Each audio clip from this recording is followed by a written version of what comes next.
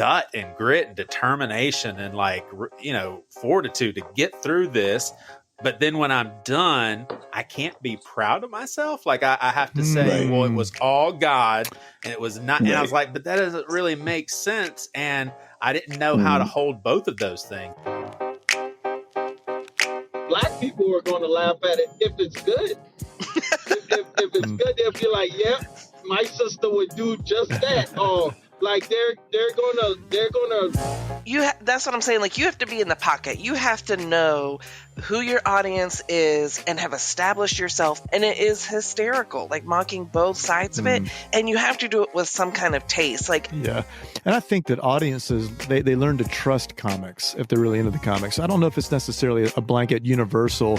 Well, if it's white, if it's a white comic making fun of black females, or a black comic making fun of white female, I think it boils down to the comic. It's an audience begins to trust that comic in the same way that they trust an actor to carry a role.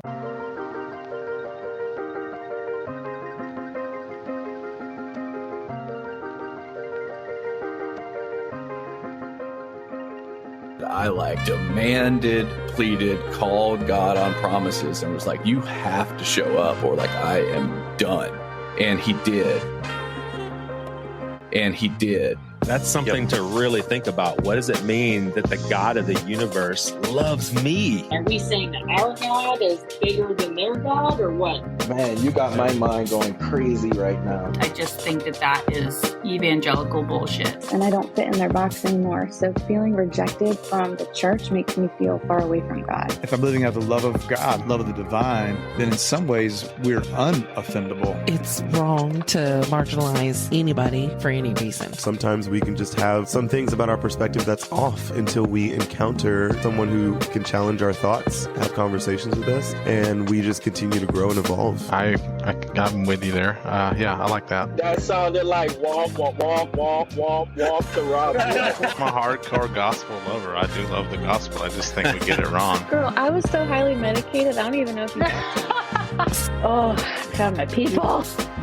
All right, guys, thank y'all for listening. We are here with Robbie and Liz. Us three, we're basically going to talk behind our co-host back because everybody's about to hear a conversation with me, Hayne, Robbie, and Stoy. So I guess we can talk about Stoy and Hayne behind their back. But thank you guys for being here to help introduce the episode. Liz, I want to ask you a question since you weren't there. If Robbie and I were to tell you, Liz, we just want you to know you have been doing a great job ever since you lost your husband. You were single mothering it for a while. You got through a bunch of stuff. Would you respond to me and Robbie like, none of that glory belongs to me? That all belongs to the Lord. That's the Lord's glory. Would you respond to that way? No, I would say it was the village, honestly. But I obviously think that God provided that village, but it's not me. It was that village that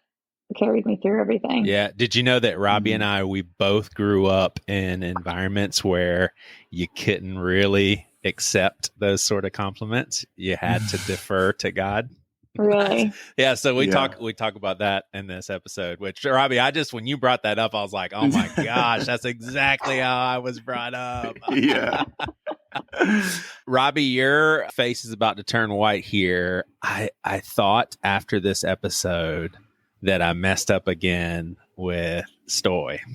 And I'm telling you this because you were on this episode for a little bit, but I'm telling you this because that the stuff that happened about a year ago, that joke that I sent, like you told me just between the two of us, you're like, man, just send me that stuff first so I can give it a little look.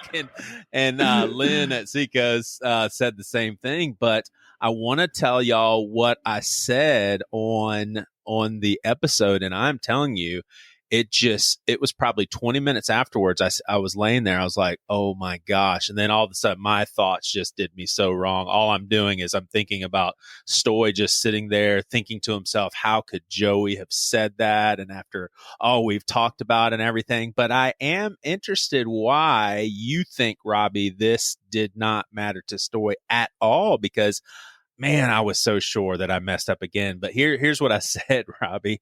So we're all podcasting, and Stoy's the only one in his car. And so his image, starts to tank, just because of the lighting. We start not to see Stoy. And so that's happening the whole time. Everybody else is in a controlled environment. So our picture quality looks great.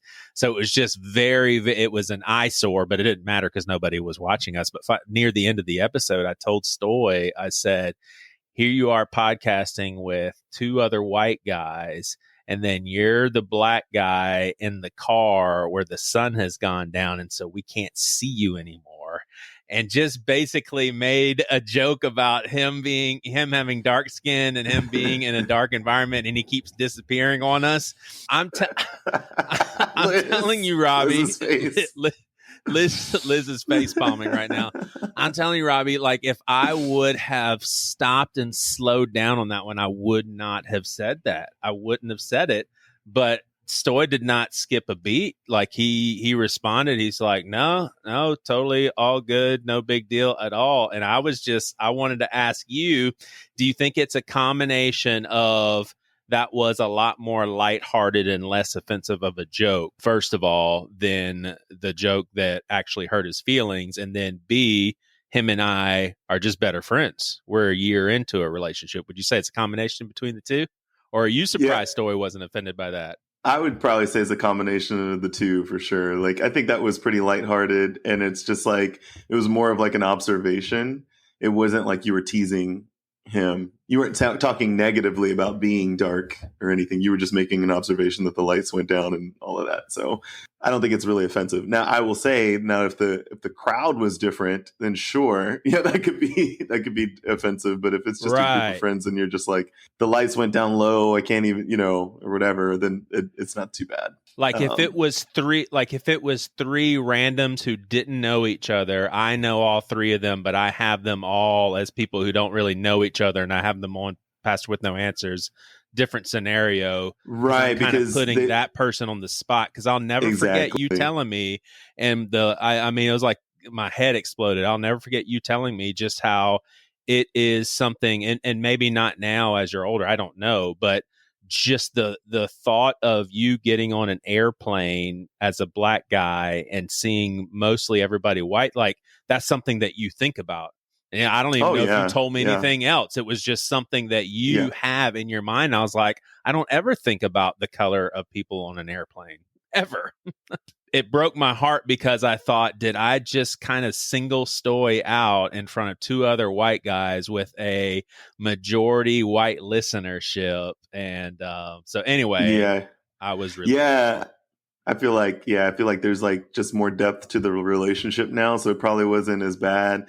Like on the flip side, anytime I'm taking a picture with people, especially people who aren't black, I'm always just like, all right, y'all, we got to find the light. We got to find the light, and I just say it because, I just remember always growing up, that was never a thought in pictures. If I was like one of the only white or one of the only black guys in the picture, people didn't really think about needing to find the light, and I would just look like a dot or something on there. You couldn't even tell it was me, and I just always, no, people didn't really care, but I cared, of course. So now I'm just like, I throw it out there in a joking manner, but I'm also kind of serious. I'm like, all right, guys, you have brown friends.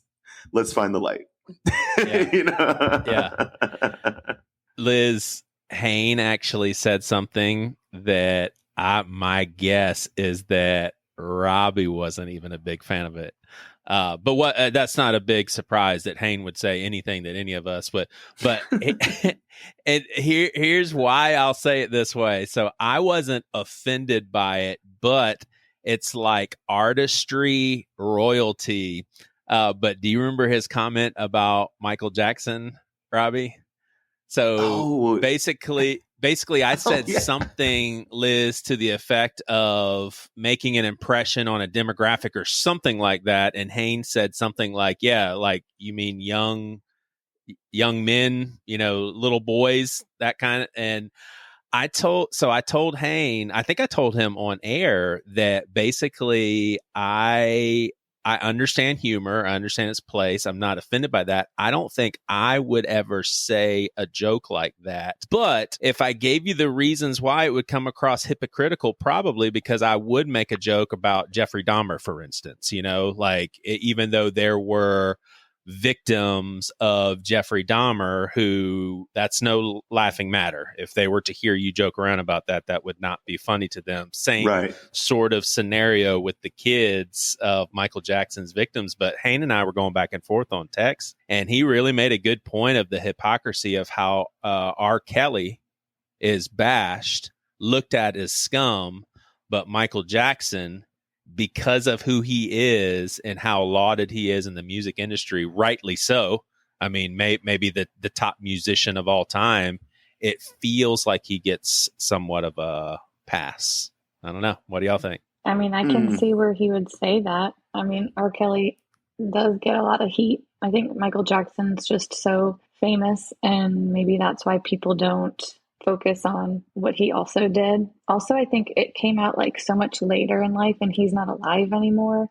And I don't know, it's a little bit of a different scenario, but it's not. I was going to say, like, is there hard proof of Michael Jackson, or is that speculation? Because I feel like there's like tons of conspiracy around Neverland and all of that stuff. Right. But is there hard proof in that? I don't know. I don't know hard proof about either one of them. I actually assumed that with both of them, it was pretty much just a given that they had an inappropriate relationship with kids. So you would say Michael Jackson's still in doubt? I don't know. I mean, I just assumed that he was still in doubt, but I don't know, because I didn't know if there was like hard proof that actually convicted him for something like that. Whereas R. Kelly has been convicted, and I think R. Kelly was pretty obvious with that. I think the situations were I think they were different. That's a whole nother podcast. So yeah. Get some historians up in here. Yeah.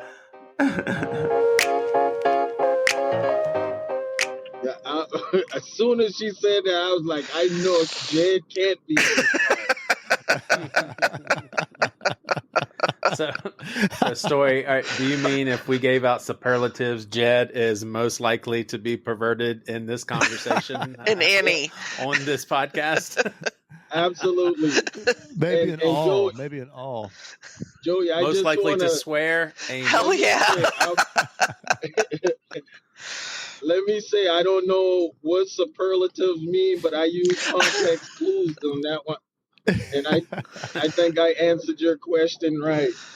I know I got him, but I didn't know what it was called. Yours was probably most likely to date another white girl. Boom. Holy moly. Hey, I have no response. I ain't gonna say nothing back. I'm not starting any fight. I'm trying to do away with all negativity in my life. So all that time. Hey, that's your fault. You got me all wound up now with all of them. Is it a roast and I did. all of that stuff? I was stirring the pot for the last all day long. I was stirring the pot over texting. Just stirring the pot. Here we go. Getting us ready for tonight. That's right. I love starting on a laugh. That's my favorite thing. And Joey saying 30 links, and none of them is to get on the podcast. Like, and then he logs in late. Like we got links to all kind of churches, and I'm watching all of these videos, and then I'm like, well, where's the link to get on the podcast? I thought the same thing. And then he said, hold on, wait, one more. I'm like, okay, maybe that's gonna be the link to the podcast. Nope. It's something else. Y'all, it's really getting awful, the old age, man, because this whole week it's been 8:00, but for some odd reason, the last 4 hours I've been thinking 8:15. And so I laid down to take a little cat nap, and I heard my phone blowing up, and I was like, I better just check, make sure. And I'm like, oh gosh, it is 8:00. Yeah. Yeah. Well, I don't know what 8:15 would have ever came from. Have we ever went? I don't either. Yeah. What's up, Robbie? Robbie. Hey, Rob. What's up, y'all? I just got in the house. Yeah, don't even worry about it, man. Why don't you take the night off? You don't need to. We're good. We'll miss you, but don't worry about it. I feel like he just gave you a big middle finger. Wait, emphasis. Did I give it or did is Joey that a give fat it? joke? Is that a fat joke, Amy? Big middle finger. It is. Yeah, where did I saw that text, Amy? I was like, how did that turn into a fat Because a roast is like a pig roast, so you're calling me a pig. That's me. Yeah, but like, where did you get that? That wasn't even in my mind when I sent that. But then you turned it on his head. I can find it, girl. Just yeah, you can. I'm skilled at it. It's a gift. That's my BG. Did you just say I could find it, girl? I did. She did. She was looking right at you when she said that too, I think, Joey. But I mean, like, so I say bro a lot. Like, I've gone back to that where I'm like, all right, bro, whatever, bro. Talk to you later, bro. And I just thought the other bra. Well, that's another one. But I literally decided, I was like, I'm just going to say girl now. Why you got to say bro? I like it. Yeah. I think it's great. I like that too. I like it too. I like that too. I like it, bro. I like it. All right. Well, here's the. Well, here's the big question. What did you and Robbie, just bounce out anytime you need to, man. What did you guys watch? Did you do the homework assignments or was it excessive? I just need to know. I watched it all. I watched every single one. You watched them all, Amy? I watched them all. I mean, like this the whole time. Yeah. Well, since nobody can see your face in the audio, can you describe? Yeah, I was just kind of like, why is Joey them? sending me all this Beavis and Butthead garbage? I thought it was great, Jay. I mean, I know that you're going to be like moving this through this. I know you have a path for us, but I liked how varied it was. Good. Stoy, did you get to peep on all of them? Well, I tried to. I watched. I think it was a Pentecostal church. I watched a pastor asking for money, and did you see all the little sorority girls being made fun of by that comedian? That was my favorite. Mm-hmm. No, I didn't see that one. I saw the comedian that was talking about the uncle that had Down syndrome. Yep. All right. Well, Hayne, you are right. I do have a rhyme and reason to all of this. I know your brain, babe. I know your brain. First, we are going to have like a little digital small group time. Now, I think that maybe when Stoy hears the phrase small group, that may not mean to you, Stoy, what it means to our evangelical minds. What do you think I mean when I say small group? Because I know Hayne, Amy, and Robbie know exactly what I mean. What's a small group, Robbie? Well, context clues mean us getting together, meeting of minds. It's not complicated, is it? Is it something I'm missing? The only thing that you're missing is it is terminology that in the church world we all know as almost like I think you could call it a ministry outlet to where you meet in homes and smaller groups. I would say it's just one way of having an essential in your life, and that's community, which is what we have together as friends. But yeah, at church, they say, hey, you need to join a small group. Then you go on the computer and you look up the small groups. You see if there's a women's small group, if you're a woman, or if you want to be in a singles group. It's like smaller groups. So we're going to small group. And you talk about stuff and maybe go through a book together. Yeah. But I wanted to ask you guys a question that more mental health philosophical video. And I think you need to hear this. Please remember you are human. Put your philosophies aside for a minute and just listen. Don't demonize your emotions. Sadness, anger, and all the painful emotions that come along with being human make you human. You shouldn't feel guilty for feeling these things. The goal isn't to never feel them. It's simply to learn how to react when they appear. Never belittle someone who isn't on the same path. Nobody has an obligation to believe what you believe or act how you act. You are not better than them just because you're on this journey. Self-improvement does not have an end point. If you are on this path and expect to one day be the perfect person, I will tell you now that day is not coming. You are human. You were never meant to be perfect, just better. Self-improvement is a guide, not your identity. Embrace your imperfections, for they are what make you beautifully human. Remember, it's the journey that shapes you, not the destination. Celebrate the small victories along the way, for they are the true markers of progress.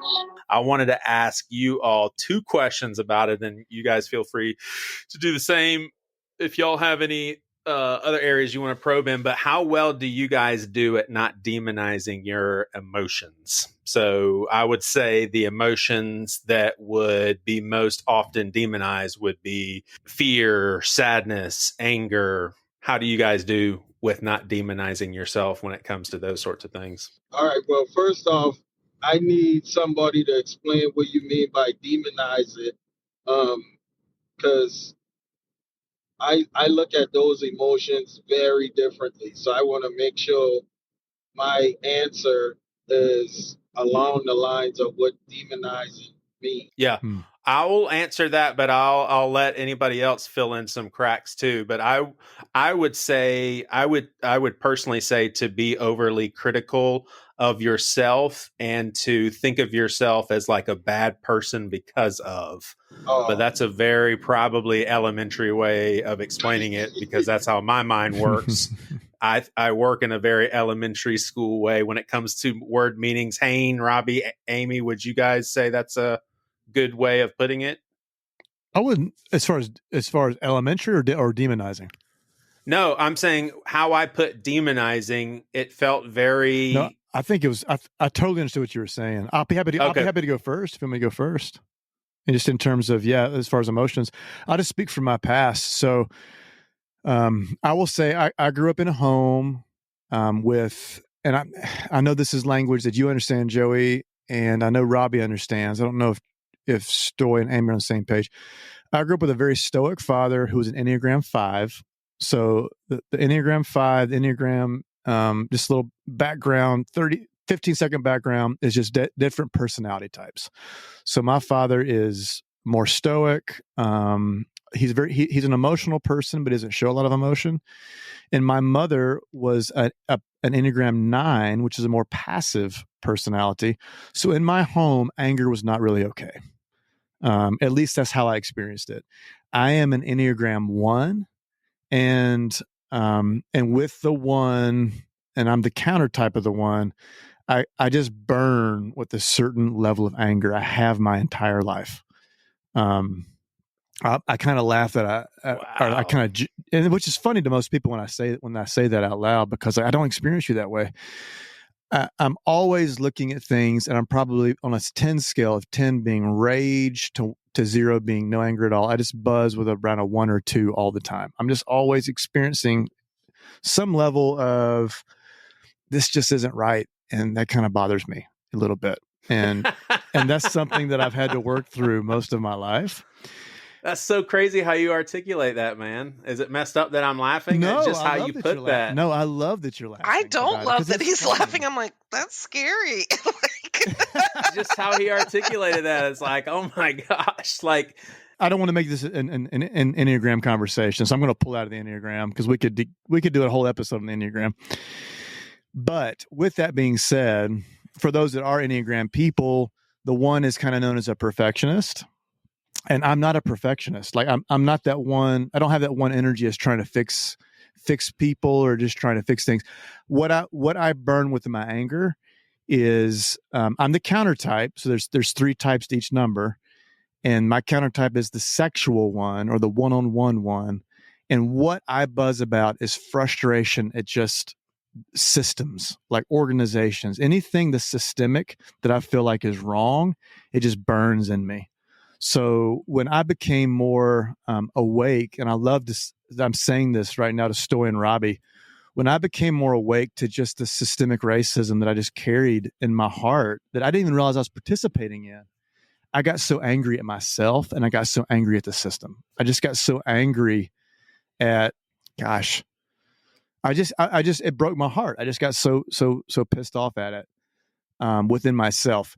Taking that into my job, there's things that in my job, I work for a huge organization. There's things that I just buzz with a certain level of displeasure about, because I know it's off. I know it's not right.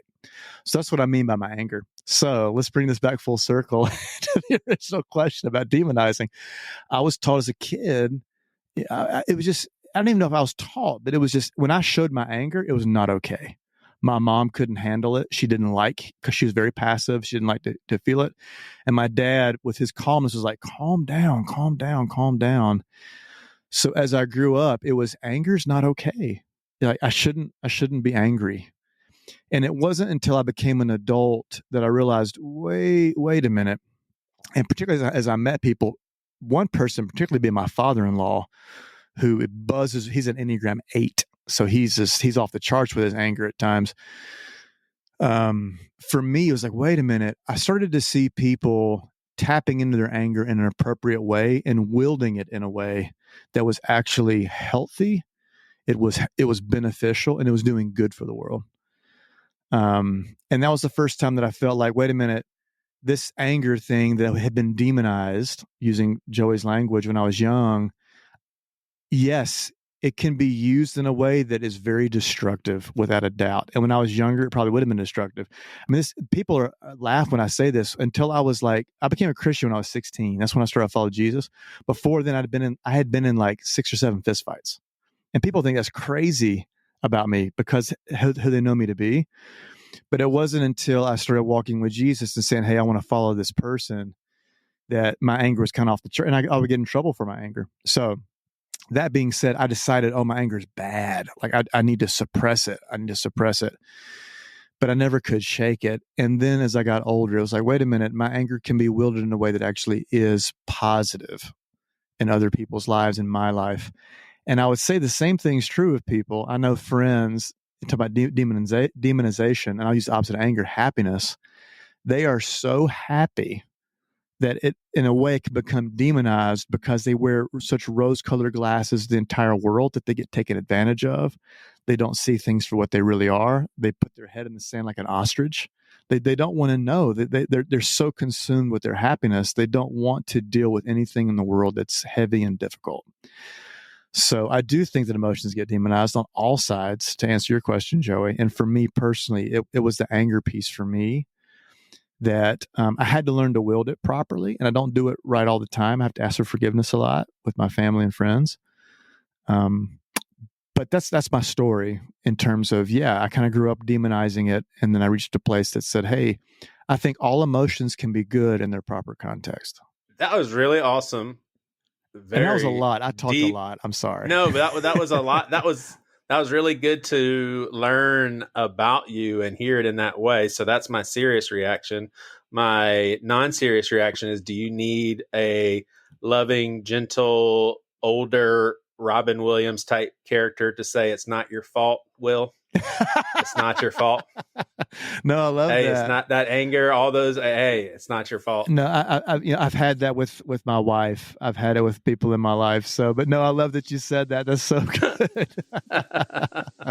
That's so good. Cool, man. Yeah, that's cool. I actually don't know that movie reference. Oh, Good Will Hunting. Okay, yeah, that's what I was thinking, but I haven't seen it. So you haven't seen Good Will Hunting? Oh my gosh, man! Are you guys familiar with Ted Lasso? Did anybody watch Ted Lasso? I watched some of it. So funny. There's a character in there. His name is Roy Kent, and he's the angry character. And there's a scene, I don't know if it's in season 1 or season 2, but a very timid person and a character in the show is challenged to tell Roy Kent the truth. Like, tell the team what you see as deficiencies. And when he meets with the team in the locker room, he starts going through each player. He gets to Roy, who's this intimidating older guy who's very, very angry. And he won't speak to Roy in the face. And Roy stands up and gets in his face and says, this timid guy pulls out this piece of paper to read it. And Roy takes the piece of paper, rips it up, and says, if you're going to say it to me, say it to my face. In that moment, I was like, oh my, it just captivated me. And the guy looks at him and says, Roy, he says, when you were younger and you played soccer, you used to kick the ball like you found it cheating your wife. You ran across the grass like you were the angriest guy on the planet. And he said, but now he said, you're holding your anger in. And he said, I'm afraid of what it's going to do to you if you don't learn to let it go. And I remember watching that scene and just weeping. I was just weeping because I felt like for so many years of my life, I just held it in. I just held it in, and I held it in, and I held it in, and I held it in. Yeah. And then I married an amazing woman, and I had great people in my life that started to say, hey, you need to let some of this shit go, man. You need to let it go. You need to let it out. And that was such a huge turn for me. So I have taken up way too much time talking about myself. So, hey, dude, I'm the one who said small group, man. That's what it's all about. That's true. You did. Well, thank you. Thank you, small group. Thank you for letting me just lay that out. Yeah, for sure. For sure. Hey, did anybody want to touch on that? Just like in real small groups, sometimes we'll spend a little bit more time on somebody, and that's okay. Yeah, it is. We could just move on to the next topic. I'll touch on it because I probably have to jump off of here. Please. I definitely agree with the anger situation. It was definitely I would say it was more taboo in our home. I don't know if it was like exactly demonized. Something in the similar category for me would be pride. Was something that was always preached. Like, so to have, right? I'm assuming to have pride in yourself and pride. Is that what you're saying? You were not supposed to have pride. Not supposed to have pride. Okay. No, I know you were being serious, but like, it's just crazy because it's like the opposite. Right. Well, I know in the church world, that's pretty much what we're hammered with is don't have pride. But I could also see the flip side of that in a family saying, hey, you have pride about yourself and who you are and where you're from and that sort of thing. I'm sorry, but I never got any of that. Never got any of that. We call it foolish pride. Like, don't see that. Don't have foolish pride, but having pride in the things that you do and pride in what you represent. Like, I don't see that as a negative. But when you have foolish pride, you're not going to say you don't know something or you can't figure something out. That's what we call foolish pride. Like, don't be so prideful that you can't ask for help. Right. That's like a more complete version of that. But sorry, Robbie, go ahead. I've been to cut you off. Oh no, honestly, that's like such a better teaching of it. But I would say what was demonized for us is like, if you're good at something and you acknowledge it, you're taking glory away from God.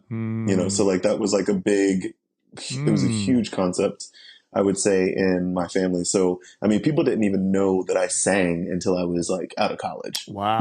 So like, unless they were just around me, and so that was like a huge thing. But then the other thing I would say that was bigger than that, that was demonized was attraction and love.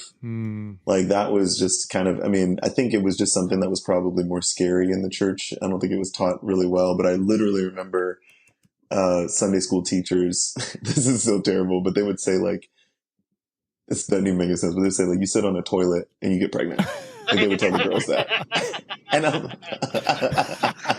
And I just remember like as a kid, like going, oh my gosh, is that how that happens? I just remember like, they talked about school dances and like all these different things. Everything was so like negative and it was all like, fornication, all the things. So there was never anything positive about attraction or romance or anything like that in relationships.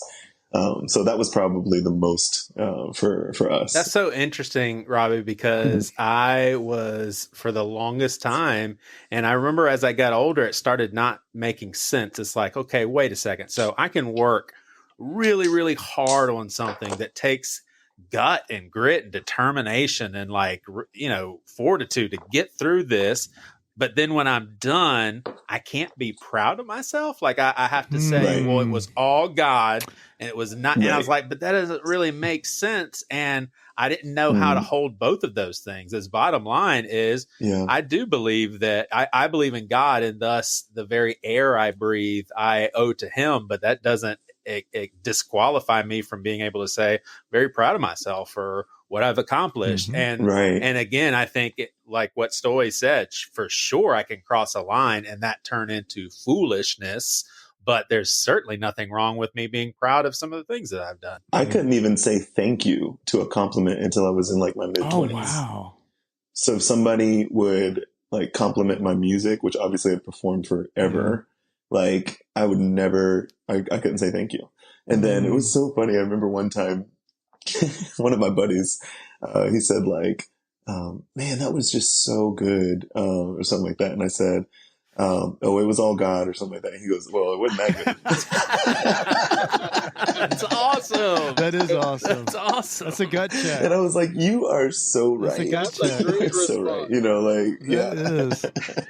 That's so good that you brought that up, because my next question about that audio we played, the video that you guys watched, was how well do you guys toil with striving to get better, like just in life and maturing and becoming healthier, feeling achieved when you have, but then not overly prideful. And I think that's what we're right in the middle of talking about. Well, I'm kind of interested in how Robbie see that now. Like, because you say people didn't know you sang until college, and now, like, do you still have like hesitation accepting any type of compliments, or is that still a part of your psyche now that you perform a lot more and you put yourself out there a lot more? Is that still a part of your psyche when getting compliments? I don't think so. I mean, no, I will say this. Yes and no. So like, my philosophy of it is so different now than it was when I was growing up. I believe that God gives every gift, and no matter, what we say out of our mouths, I don't think it's like a magical rebuttal, like to God be the glory, that's the thing that gives him the glory. I think that if we perform at the top of our capabilities, it automatically reflects the creator. Like when you see a beautiful piece of artwork, you ask the question, who made this, And I think the same thing with performers, with people who have a craft, with athletes, with everything, even in, I think it's Romans chapter 1 that talks about the God's invisible qualities was made manifest through the things that he created, and I think that that's a little bit more of the philosophy for me. And I'm like, if we just operate as human beings in the way that he created us, like that doesn't have to do with the ego. We're just naturally operating in the way, it's like a bird flying, like birds are just flying. Like a singer is just going to sing, right? And if it blesses people, it blesses people. It's a part of the journey. But I will say the way that it does boil in is I still tend to be a little more shyer than a lot of other artists. That doesn't have anything to do with me being able to stand on a stage and perform, but it would greatly change the way that I interact with the world, or with, like you rarely see me doing videos of me in front of the camera just talking. Like that's something that I have to constantly work on and put myself out there. You're doing real good too. You are doing great. Thank you. I mean, like Instagram and stuff, man. Like, but I love your philosophy about it. I would like to add. What I see is if you representing a gift, something that was given to you, and we all have our own special talents and our own gifts. If you represent that gift and you're doing it to where whoever is receiving it feels it as that, they're gonna make the connection to God regardless. You're not responsible for who's receiving the gift. So that person, that's the only connection that you would have with them appreciating it. So if they already appreciate it, the connection to God is made anyways. You can say to God be all the glory, and if it's not a person that even believes in God, they're not going to connect that anyways. So I think the concern is in an area it doesn't even have to be, because the person that is connected to God is going to receive anybody's gift as that came from God. It's automatic. That's true. It's like automatic. If you start singing in this crowd right here, because I feel like all of us here have a connection to a higher power, to God, they're going to say, man, Robbie is gifted. Robbie was blessed. Robbie, the connection will be made automatically. Yeah. Yeah, that's good. That's good. No, I believe that. But I love your philosophy. That's awesome. How you Thank you. reverse told yourself. Like, I love that. It's very intelligent, and it reigns true too. It's very true. No, I appreciate it. I try to coach other artists in that too, because it is how it is as an artist. You can tend to you're inside of yourself, you're introspective. It's something that comes from your heart. And so it's wearing your heart on the sleeve. There's a level of sensitivity to it. So it ends up being a lot of artists are not just out there with it. They're a little more shy. They're a little more reserved. So just encouraging that as well, and encouraging there is a level of art that happens for ourselves, but then there's something else that happens when we open that door and allow people into that process as well. So it enriches the experience. I'm about to Joey you right now. Ooh, I got to see what Stoy thinks Joeying you is. Let's hear it. Do you not feel like your shyness is a part of your art too? Do you not see how you can play the shyness role, and it attracts or gets the attention of certain audiences? Like, it's part of your gift. Yeah, it's interesting because that I would say is an attribute that probably was dictated to me as a negative. So just processing it, like there's certain aspects that I would say that I probably strayed away from that side and was, not told that side was appropriate, but like to your point, like there is that side of it. I think that side of it is just as valid and purposeful and relatable, being able to connect with people as the other sides as well. So, absolutely. So when you said it, I was like, Robbie know how her shyness benefit. He know how that's beneficial. Like, that's what I'm saying in my head. Because I would play anything a part of my character. Like, I know people love my smile because it's beautiful. You know what I mean? I'm not going to act like it's not. Yeah. So when I'm smiling, I know that's playing a role if I'm delivering a message. It's not it's not fake. I'm trying to get to a place where I really smile because I know my smile is part of my delivery, is part of my so your shyness plays a role. I watch your videos. I was like, oh, he playing this thing. He know what he doing. He's like, okay, guys, I'm gonna try this, but just be mindful. Be mindful that okay. And I think oh my gosh, that's so funny. But true, I think it's true. Like if y'all watch Michael Jackson plays his shyness, like he played it to the maximum. And there's a certain demographic that would connect with that. Mainly young boys. That's true. Yeah, Lord Jesus. Okay. That was a good one, Hayne. I can't even deny that was Jed worthy. Don't come from Michael. Don't come from Michael. That was Jed worthy. That was Jed worthy. But oh my God. I'm just listen, if we did not have two black guys on the call right now, it would be in my head right now. That is going to be edited out. I do not care. No, Joey. Just because don't mess with Michael Jackson, that's royalty. The only difference Joey, with Michael Jackson and R. Kelly. You can't be afraid. You can't be afraid to be natural. Wow. Natural with what's going on. Like you don't have to cut anything if it comes out naturally. But if it comes from a vindictive place, if it comes from a place of malice, then you watch the message. But that was natural. You can remove me and Robbie and still play that with the podcast. Yeah. We don't give you no green light to just attack black people.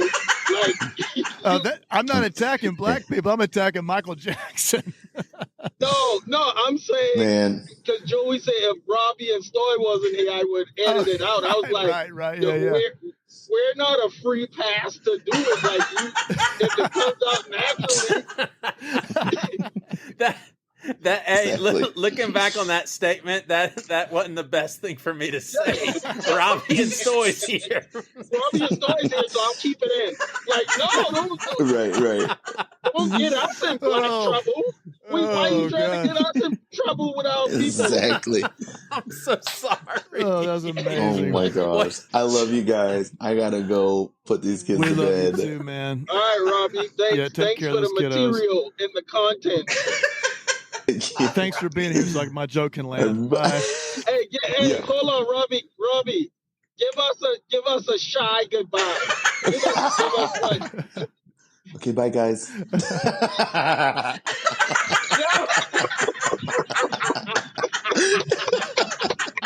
I'll see y'all later.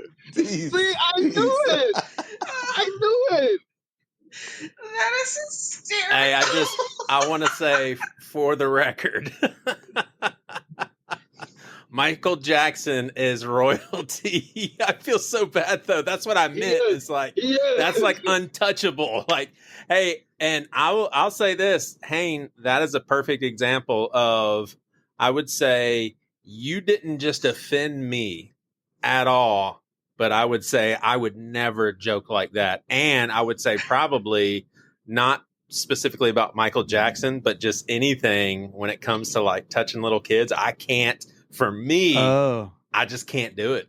I can't do it. Yeah, well, I'm not offended by what you said. No, I appreciate but I couldn't do it. I can go about anywhere, bro.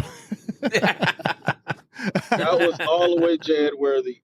But not on a more serious note, I feel like it's kind of what, like when somebody gets offended by something, it's because they don't have really that much connection of the person that's committing the offense to them. Like because the more you know somebody and understand like how their mind works and how they're like, if it's not coming from malice, like you have to provide the space to get an understanding of it. If you just go straight to offense, then that's the type of person you are. Like you wanna, you want to be in a bad place. You want to be offended, and you want to change how somebody else would view a certain situation. Like no, like allow people to be themselves, and then we can laugh more about things that may have been offensive if you weren't open or enough to provide the space for the other person. So me knowing Hayne, and I'm sure Robbie knowing Hayne and Joey knowing Hayne, there was no offense taken by that, but can see how somebody would think it's offensive, but that person wouldn't have any connection to Hayne. That's the only way they would get offended. Yeah, sure. Which kind of leads us to what I want to spend the rest of our time talking about. And it's something we've talked about before, but I think it's just such a relevant topic when it comes to people being offended and all that. And that's comedy, because there was two specific videos that I wanted you guys to watch. Stoy, I think you missed one of these, but it'll be easy to describe to you what it is, with especially in regards to the question that I want to ask about it. But the first one has to do, and I'm gonna play it to our podcast listeners, which first and foremost makes me a little bit uneasy. I'm curious if you guys think that I should feel uneasy, because it has to do with someone with Down syndrome. So it is a very famous comedian. Hayne is do you know his name? Shane Gillis. That's Shane Gillis. Oh yeah, he's hot right now. He is like one of the top. And Hayne, didn't you tell me that he got booted from a chance at Saturday Night? Yeah, Saturday Night he Live? was hired by SNL, and I don't know the exact details, but the big picture is he was hired by SNL. He had tweeted something 2 or 3 years before. It was offensive to, I'm not exactly sure if it was a minority community, but it was offensive. They ended up firing him. He was going to be hired, I think, as a writer, maybe doing a little bit of acting.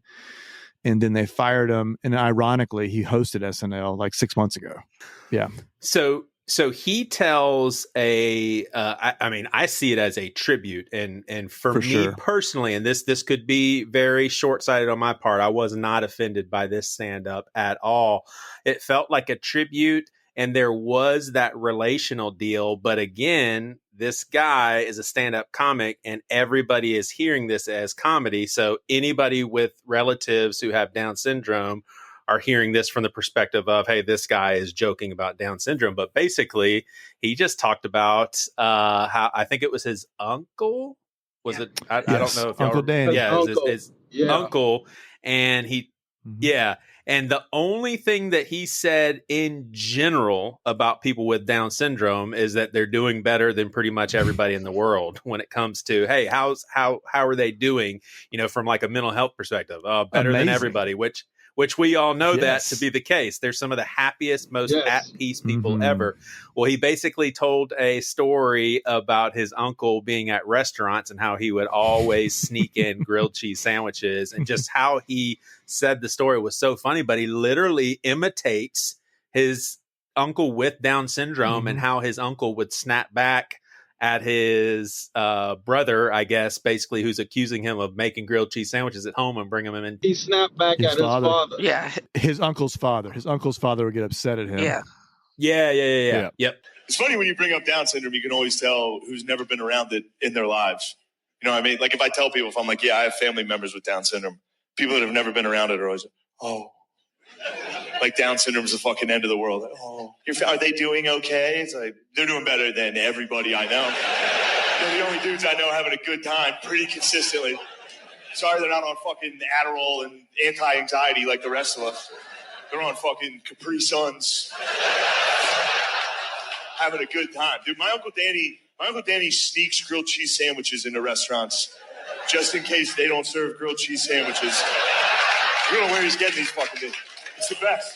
It's the best. You'll be out to dinner with him. You look across the table. You see him sneaking a grilled cheese. Yo, where'd you get that cheese, Danny? His dad's with him. He's like, that fucker, he's been making them at night. I know he is. I'm not making them at night, Dad. Then he'll look at you and be like, I'm making them at night. So if you're offended, then you don't ever have to watch that video again. But to me, with how that was delivered and given that it was respectful and tastefully done about his own family, it feels like it's none of your damn business whether or not you like that, because he wasn't being offensive to anyone. He was he was telling a story about someone he obviously loves, and that to me was the extent of it. But so Dick and I used to be really into going to shows. Like we would go to lots and lots of shows, like music shows, like concerts. So we went to tons from our early 20s until mid 30s. So we would go to tons of shows.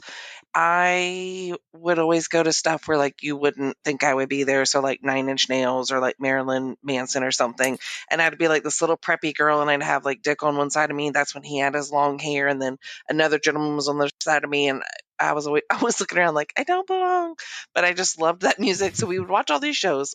We got older and now we go to a ton of comedy shows. So we love stand-up comedy, and it's just something that we, are able to do, and it's not as late, blah, blah, blah. So we're invested in this comedy.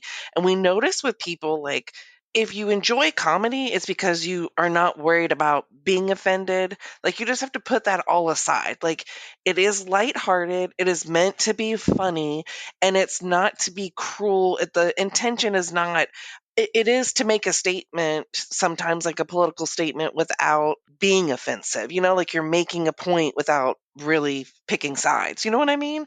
And I don't think at all in this comedic way, like he's not making fun of anybody. He's telling a funny story that he lived out. Yep. Yeah. What you got, Hayne? Because I got a little different feel from him. So I want to go last, because then I'll be in a good signal place. Yeah. I have a couple of thoughts. One is I just watched for the second time last night. So it's similar to Amy. I love stand-up. And to me, who I would call the elite stand-up comedians, to me, they are modern day prophets. They are pointing out the hypocrisies. They're pointing out problematic things in the world, and because they're using satire, it is palatable for a lot of people. That's what makes it palatable. So when I say comic royalty, I'm talking about guys like, I don't know if I put Gillis in that place yet, but I'd use guys like Chappelle's my favorite. He's my number one. So a Dave Chappelle, a Ricky Gervais. So we just watched Ricky Gervais' Armageddon. And it's, boy, if you have thin skin, don't watch Ricky Gervais at all. I mean, he comes hard, and I love that about Gervais. But one of the things he talked about, and he just said it, and it was just off the cuff, but he's so right. Life is hard, and I will say, particularly because of my job, we get very dark in our humor with the things that we experience and see because life is hard. But we keep our jokes within the context of ourselves often. And I think that and Chappelle says this, like, if this is offensive, just don't come to my show. You didn't have to buy the ticket and come to the show. And I definitely feel that space. So that's kind of coming at it from way above. I used to be on staff with Young Life, and there was a time in my life when I worked with the Capernaum Ministries of Young Life, which works with handicapped people. And I will say, without a doubt, the handicapped people I worked with were some of the funniest, and I mean folks with Down syndrome to cerebral palsy to blindness to no legs. I mean, they were all, and I guess the word, even Gervais said this, you don't say handicapped anymore, you say disabled. So I probably just had a snap. Special needs, I thought, was kind of a special junk needs drawer terminology for all of it. Right? Yeah. So I probably should back up and go to, and not even use that word because I don't want to offend anybody. So special needs, disabled. But I absolutely loved working with those people. It just meant the world to me. But what I was so surprised by is their own dark humor about their disabilities. It blew my mind how they would just poke at each other. Like, one guy would say something about, a guy that has cerebral palsy. And the guy that's blind, he would say something, just kind of poking at the guy with cerebral palsy about the fact that you can't shit alone. And the guy's like, yeah, but at least I can see a toilet, and this is still a blind guy. Like, unbelievable. And they would just laugh and laugh. And I was so uncomfortable in the handicap I keep saying handicap, in the special needs van, taking these guys to prom.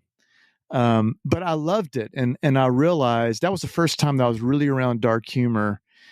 And that intense, that I became okay with saying, hey, life is hard, suffering is hard. That being said, I do understand that people are in different places and they're not ready for that kind of humor.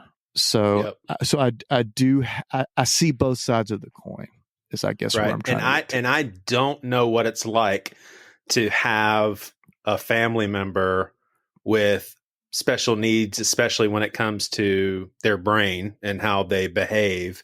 Like, I don't know what that's like to know that people make fun, in the privacy of their home own. I don't know what that feels like, to love someone so much and to know that they're the brunt of other people's jokes. Okay. I was just going to say, like, here's the thing. Like, you guys know I make fat jokes all the time about myself, and like, I'll turn something that isn't even trying to be there just for the laugh and the punchline. But one of the realities is, I'd rather hit that punchline before someone else does. It is definitely a defense mechanism. Totally. That's a great point, Amy. So I was going to say that. I was going to say that. Amy. Yeah. And I mean, the reality is whether or not people say out loud mean things about someone else, they're thinking it.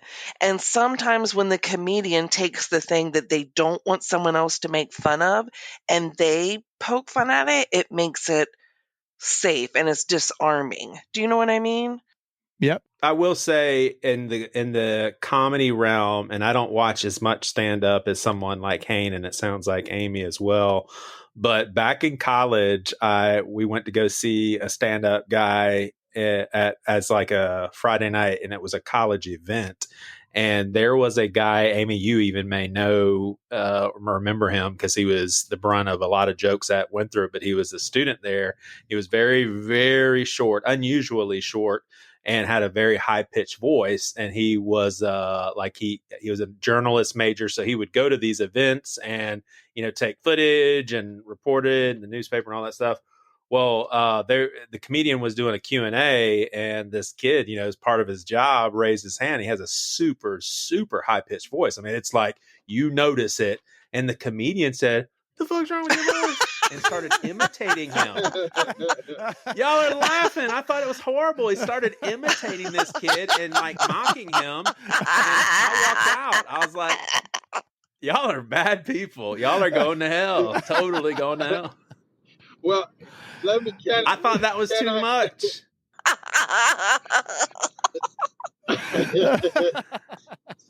Why are you laughing? It's not funny.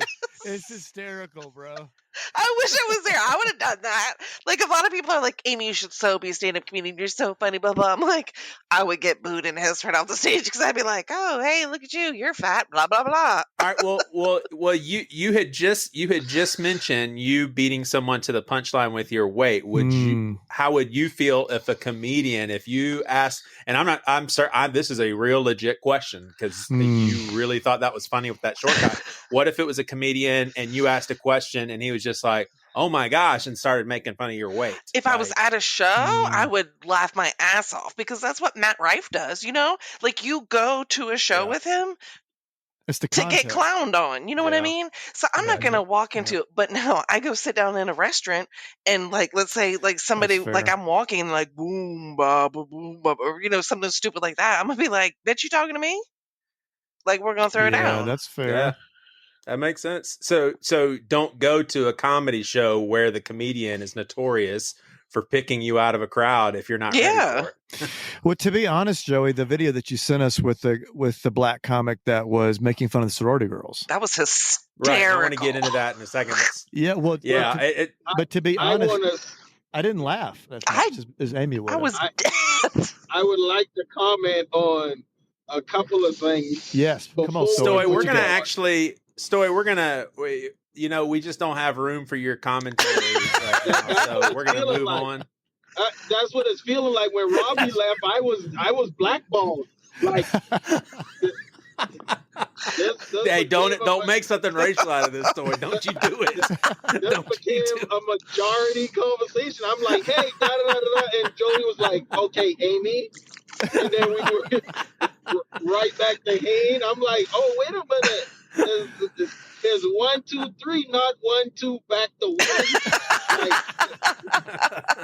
I want some story time. Give me some story time. What you got? I got a couple of things. First off, we were talking about insulting, like being people that's being sensitive about special needs, and while Hayne was expressing that those people are.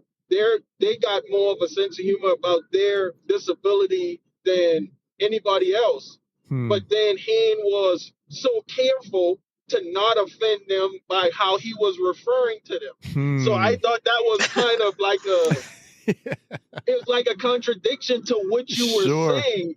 Like, why you care about what you call them if they're so comfortable with it, then they would be comfortable with however you described them, but you were careful. You were like, I don't want to offend them, and saying that they don't get offended. Like, it was tripping me out. I was like, why is he being so careful? Like, they're not the one that's gonna get offended. Yeah, it's gonna be somebody else that's gonna say you should use this word, or that's another example of how hypersensitive this world has become. Like, you were talking about somebody already getting to a place where they're comfortable with it.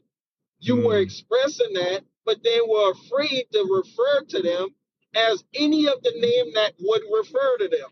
Sure. It was crazy to me, man. No, and that makes sense. I will say the difference is those two guys that were clowning on each other, they had a relationship. And there's a lot of people listening to this I don't know. I have no relationship with them. So yeah, that's true indeed. But I'm saying you're talking about them. Yep. You're referring to them. So anybody that's not in that community, if they got offended, they would be getting offended anyways. Because you already said something that wasn't what you felt comfortable saying. Like, no, just speak. I think it naturally came out to you as disability or however you refer to them. Handicap. You're in a handicap. You said handicap. So Yeah. you're in a safe space. Speak, and whoever would get offended, they don't know you. Like who? I mean, excuse me, but who the fuck cares?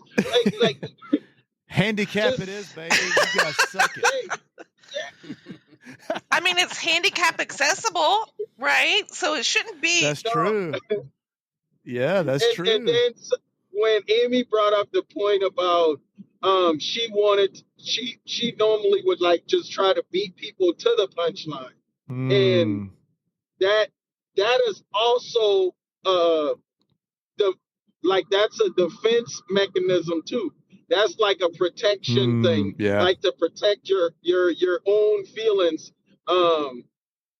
So I wanted to ask Amy, like, how far do you go into that? Like, how much of the laugh is pure laughter about the joke being funny, or laughter to protect and show, okay, you're not going to offend me, even if it offended me. Because you can have some jokes that are funny. You can have some good jokes that would pierce or hit a nerve with you. And are you still going to be laughing from the place of, oh, that's so funny? Or are you protecting yourself because you're in front of an audience? So I'm really good, and we were chatting about this in that text thread earlier today. So I often can change the topic that has nothing to do with someone being fat and like take it there. And so I will, if I see the opportunity, I always take it there and laugh about it. And usually people are like, they're afraid to laugh too hard. Like some people are like, man, you're wrong for that. Stop. Come on. But I know like they're laughing. Like I had a guy at work one time who was like, I was like, oh man, like I donate blood regularly at work. And I was like, oh man, I was like, I give blood and I'm so thankful. Like, I have great veins and my blood flows. So like, it could take me like 4.5 minutes to fill up a bag. Like it's awesome for them. And he was like, oh my God, you must have high blood pressure. And I was like, why? 'Cause I'm fat. And he was like, I was saying because your blood like gushes out, so it must be under a lot of pressure. I was like, no, you're looking at me and saying, wow, that fat girl, she has to have high blood pressure. I was like, by the way, I don't. And he was just like, that wasn't what I was saying. And he was like getting so comfortable. Everybody else was dying laughing because he wasn't saying that I was fat. You know what I mean? Yeah. But I do bring that up all the time. I'm like, hey, remember that time you called me fat because I give blood regularly? And he was like, that's not what happened. Yeah. Amy, let me ask you this. If so do you mind if I articulate clearly you guys recounted it earlier, but can I recount the text? Yeah. So basically something was said in which Hayne suggested, it sounded as if I think we were going to be saying a bunch of things about Amy.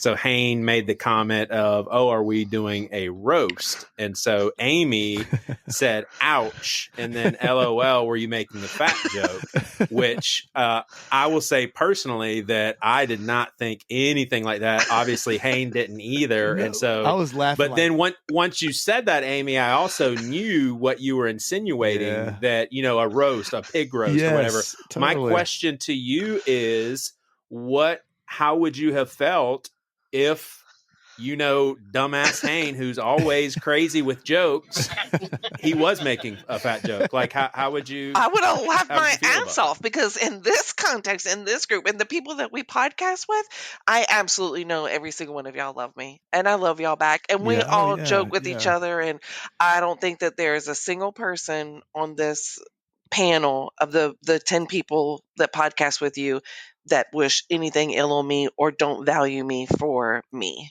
Oh God. God. Yeah. No. But I'll say this really interesting though. And I want to confess this. So when we started the podcast, you said something, this actual podcast, and hopefully I think record is being pressed, but if not, you said, I'm going to give you the big middle finger. I think that's what you said. And then I felt a little uneasy, but I was like, I'm going to go ahead and send this joke. We'll see if it lands. And I said, oh, is that another fat joke? Because you said the big, and it rolled perfect. Yeah. But I had to pause for a second, and it was a split second. But I know you and I love you, and I knew it'd be fine. But there was a moment of hesitation to say, "Oh, wait a minute, can I say this?" Like, because you crash on yourself, and I get that. I do that all the time on my own. Like, I crash on myself all the time, and I mean that's Nate Bargatze's. That's how he's made a career, crashing on himself. He's so great, another great stand-up. But he crashes. He's always punching himself, and I love comedians that punch down, that aren't really punching up. But that being said, I wanted to make sure that. Because I know that you punch yourself for a good laugh, but in the second I was like, oh, I don't know if it's going to offend her, but you know me, I'm going to go full send anyway and just see where it lands. I mean, you drew. Well, does it make you feel bad, Amy, that as I hope you would consider me one of your best friends, that I don't think I could make fat jokes with you? Well, I mean, you enjoy when you'll say hey, can we talk about you being overweight on the podcast? And I was like, wait, I'm overweight, and you laughed about that, Yeah, that's funny, but I don't think I could go hang out with you, Dick, and Priscilla at a restaurant and say, Amy, sit down carefully. You know what I'm saying? I just don't think I could do any of that stuff. Joey. That was a good feeler. You just tested your joke. That was a good one. You said that to me in the restaurant. I'd be like, are you fucking kidding me? I don't think I could do it. And then you tested your joke, and now you know that's a good one. That was a good low sin feeler right there, Joey. I'm just calling it out. I'm not podcasting with Stoy anymore for at least 2 or 3 months. Listen, that was so smooth, bro. You was like, Amy, I just don't think I could honestly do that. Why would I say, Amy, sit down here? And you just did it. You just did it with ease. Oh my god! Now that Amy knows this joke, I challenge you, Joey. Next time you, Priscilla, never going to go to dinner with us again. To ask the waitress when they sit down, what's the weight capacity on this chair? I challenge you to do that. Listen, one of the worst things though is to go to restaurants with people who are skinny like you and P. Both of y'all are, and some places some places the booths are wide or they move, and so you'll be like, oh, I'll have a booth. But some places the booth moves. Well, you can move the some of them the table's bolted down. At Moe's, you can push the booth the actual seat part back. The booth part will move. You know what I mean? Okay, But some places they're bolted down or the table's bolted, so it just is the space there that is there. And I mean, there's one restaurant in particular, and I've been there with you before, and Priscilla and Dick, that really doesn't have tables with chairs. It is just booths, and I'm always squeezing this fat roll in there, damn, I'm sorry, I got to look at this thing sitting on the tabletop while we eat. But mostly, I don't want to say to people before we go, to my husband, I'll say I'll kind of look around and be like, don't pick a booth, and he'll be like, okay, you know what I mean? And not to shame you or whatever, but it's embarrassing to plop a big fat roll on top of the table and be like, well, this is what you're looking at while we eat. Let's get our food on, Yeah. And I wouldn't even think that. So I consider us close enough for you to be able to say, hey, remember, no booth, guys. That's cool. Hey, let me. I really do want to work this one in because it's so relevant, and I'm dying to. I would say the context of this question. It's going to be directed at Stoy specifically, but I want to hear everybody's take on it. And Stoy, I'll describe what everybody is about to hear, and listener, what you're going to see is a Black comedian. He may be a household name for all I know on Instagram. I just don't know. But it is what I think it is. It's a compilation of young ladies who, I think it was like, you know how little trends go all over the place and everybody does the same thing on social media. Well, I think it's these girls, basically high school seniors, announcing where they're going off to college. Every single one of them, they have to live in the deep South. They all have a very heavy Southern accent. I think the only thing that would bother me, I think this thing is hilarious, but I almost feel bad laughing because he's literally making fun of how they look, how they talk. He's like mimicking their facial expressions. And honestly, some of these girls, they're just really awkward. And I always think along these lines, if one of these kids was my daughter and my daughter saw this comedian making fun of how they're talking when they're just excited, it'd break my heart as a dad. So, but as far as his tactics, I mean, it was hilarious. Yeah. But here's what I wanted to present to you guys. And I do want to say, because I think a lot of times when we talk along these lines, it's a white person saying, hey, things are equal and see, they're not doing such and such. There's racist white people and racist black people, but it's not equal. Everybody's not on the same playing fields, and I'm not making a case for it. So that's not what this is about. But don't y'all think it's something else? Think about this. When people see this, most people, they don't bat an eye. This is a black guy making fun of white girls. If you reverse the colors, there's no way in 2024 that would ever exist. And I would say probably for very good reason. Sure. It's just the result of history, and it would be inappropriate, in my opinion, in an appropriate way of assessing our current state of affairs in 2024, and just say that's just inappropriate because it is. But wouldn't y'all agree that if a white comedian imitated about a dozen black girls and basically played into the stereotype of Southern black girls, he'd be canceled? No. I'm Emily Patterson, going to Texas A&M, get your marriage. My name's Emily Patterson, going to Texas A&M, get your marriage. My name's Catherine Murphy, I'm going to Oklahoma Boomster. My name's Catherine Murphy, I'm going to Oklahoma Boomster. I'm Laura Bright, I'm going to Southern Methodist University, go Ponies. Howdy, my name's Sarah Jordan, I'm going to Texas A&M. Howdy, my name's Sarah Jordan, I'm going to Texas A&M. I'm Dave Mahoney, I'm going to Boise State University, go Broncos. I'm Dave Mahoney, I'm going to Boise State University, go Broncos. My name's Betty McKeown, I'm going to FLC. My name's Ben McKeown, I'm going to LUSC. It'd be big time. Would y'all agree with that? No, I don't think so. I feel like I feel like we always been doing black-white jokes. Like, I don't think anybody would get completely dismantled for it. You're going to get backlash, and I'm sure that black guy got backlash too from. You're not going to make everybody happy regardless. Guys, a white guy imitating black girls in the South, and y'all think there are comedians there are white comedians that make fun of black people without being malicious every day. Yeah, like it's.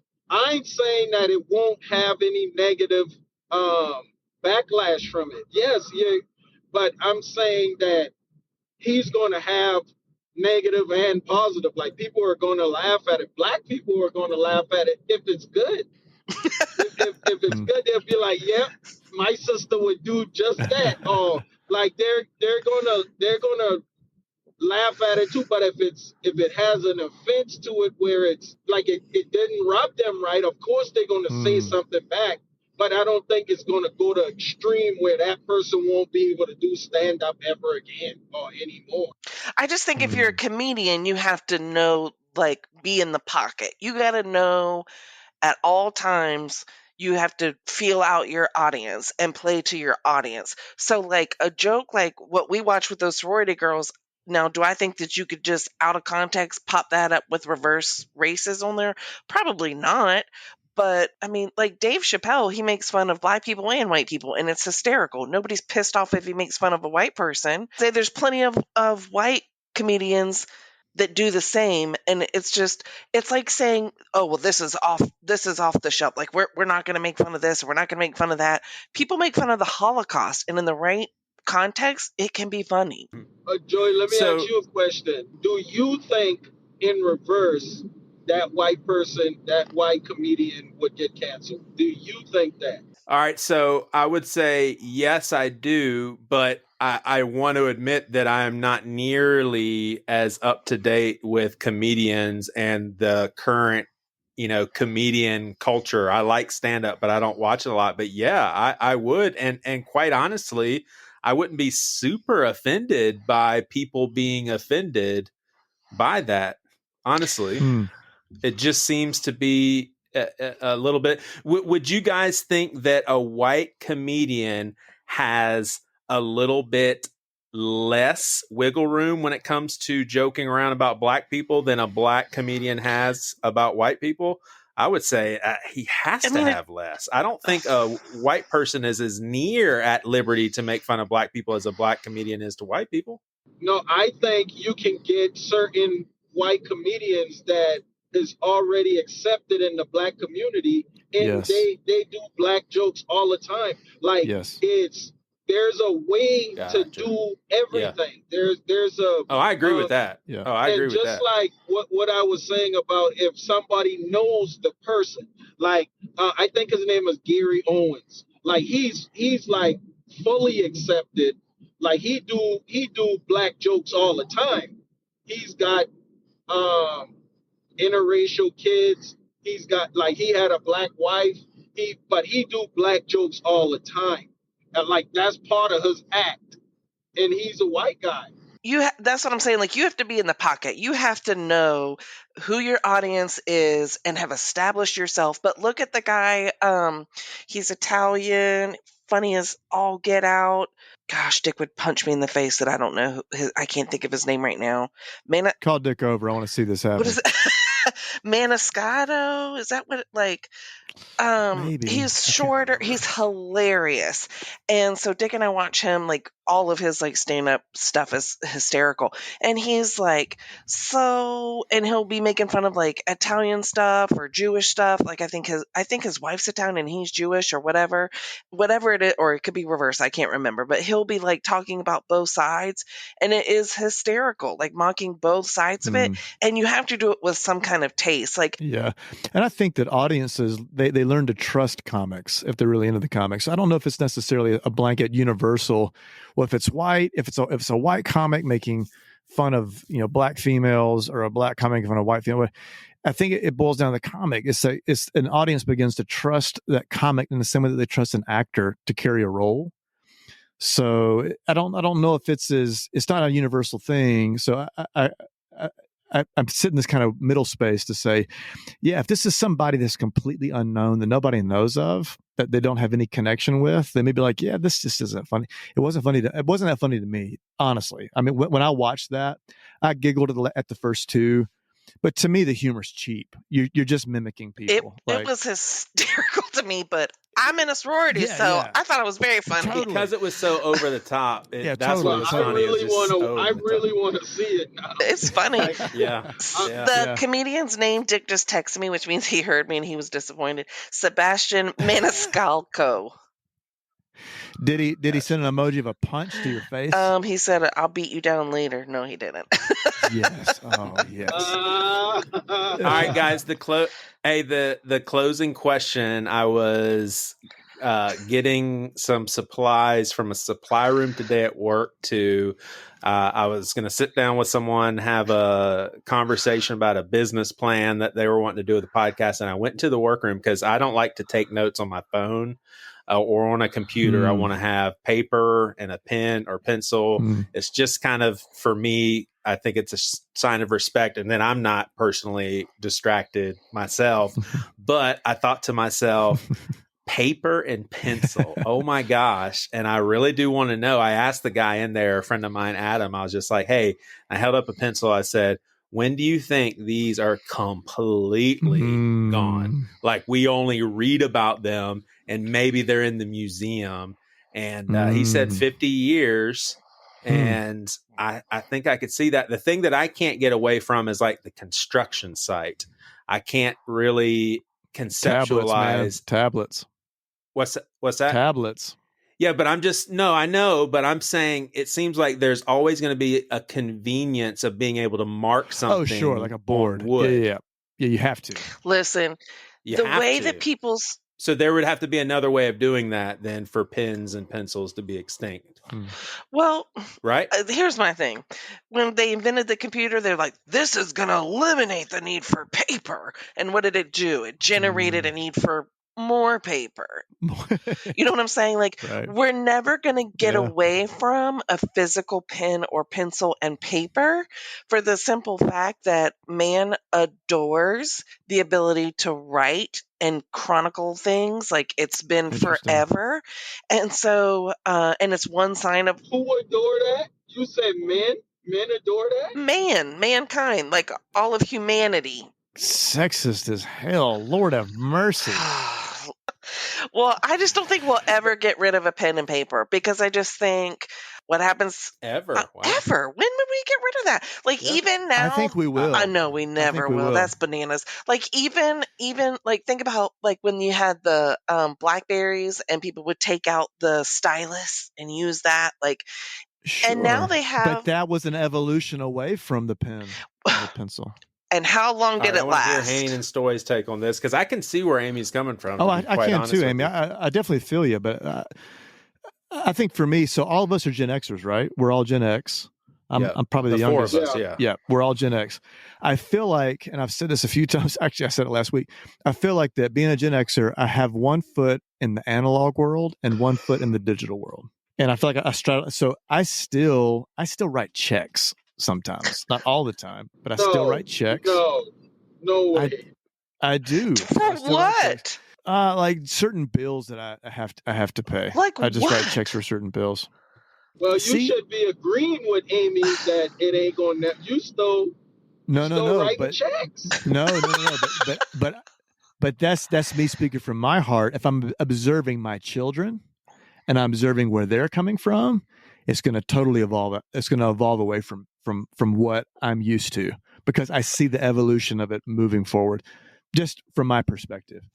So, like, my kids don't write checks, and my daughter's 16 now, and she's at a place where she has her own account, about to open up for my son. But the guy even asked her, like, "Do you want checks?" And she looked at me and she goes, "Do I need them?" And I'm like, not really. I don't think you need them. So I can see an evolution. I mean, my kids, it blew my mind when they told me they weren't being taught to write in cursive.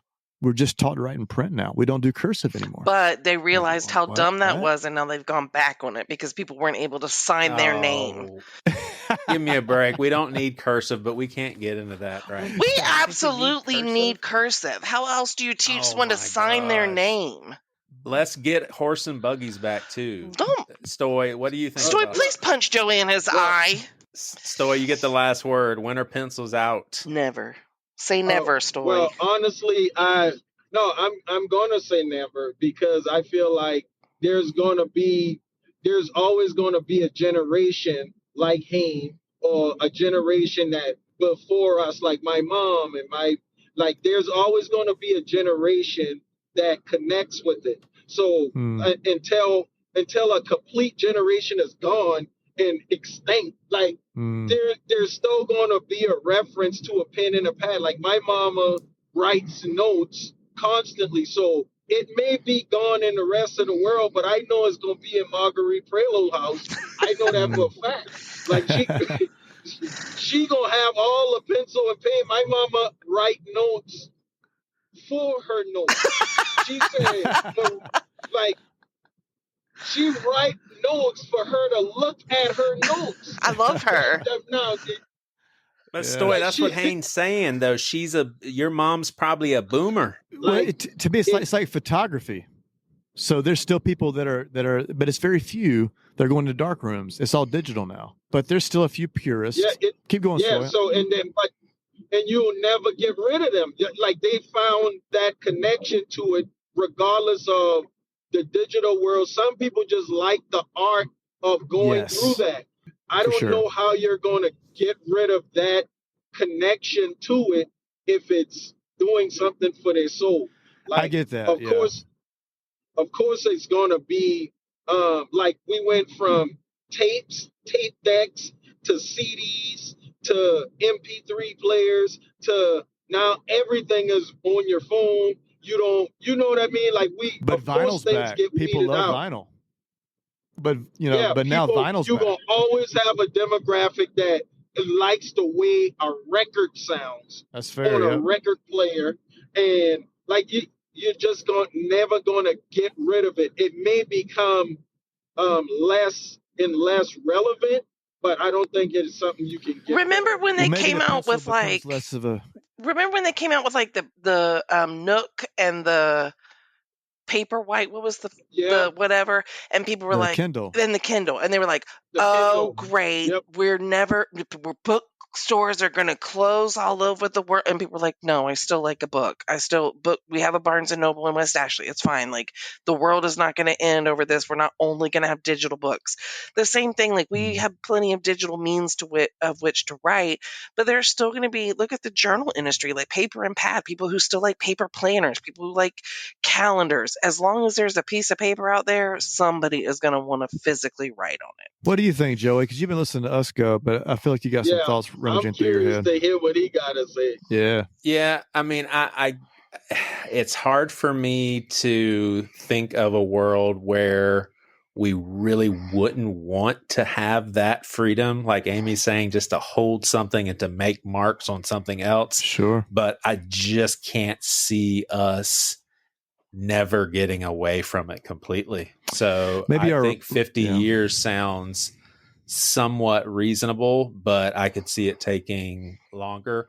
Do you know how many people on Facebook, their business is teaching people how to bullet journal and how to have good penmanship? Like, there are tons and tons and tons, and I love it. I watch these reels day in and day out of people saying like, oh, look, I can write this word in 17 fonts. There's also like a whole train of people out there that all they do is test pens on the internet. So like they go out and get like whatever, like Le Pens, and they'll write on the paper like Le Pen, and then they'll just like scratch a little mark on it, like a little box, and then they'll say black, and then they'll scratch a little blue, and they just write out the word and do a scratch of the color, and people watch this stuff, including me. The pen's not going anywhere. We're good. So what about painters? Painters isn't that like a form of writing on paper, or they have to sign their name at is that going to be digital too? Yeah, never.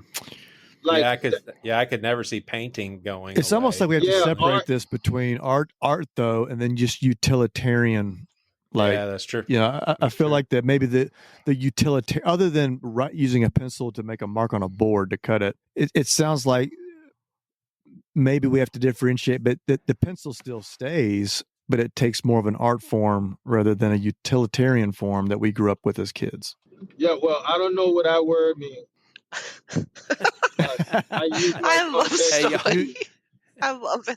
Y'all, we have 3 white people talking right now and a black person that's driving at night, and so sometimes Stoy just goes away from us, and we have to wait for him to get into some more lighted area. Hey, I was just thinking about that, Joey. I said, let me turn my camera off before I confuse them.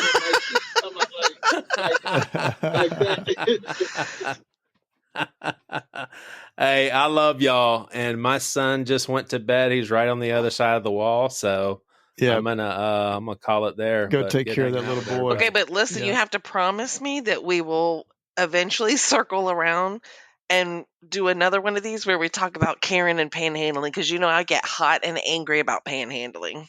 For sure. And I never got to say my thing about the first question he had.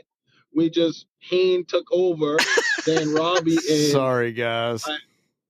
I never got to comment on the first question, but I remember that, so we need to circle back around. Cool. Well, this take was really 2. good. This was good.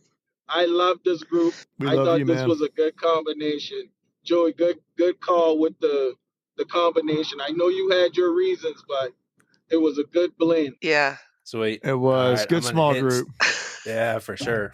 And hey, Hayne, all joking aside, man, thanks for sharing that insight. I thought that was pretty valuable stuff. Oh, just about my anger? Mm-hmm. Yeah, you're welcome. Thank you. And surprising. Yeah, thanks, guys. Appreciate it.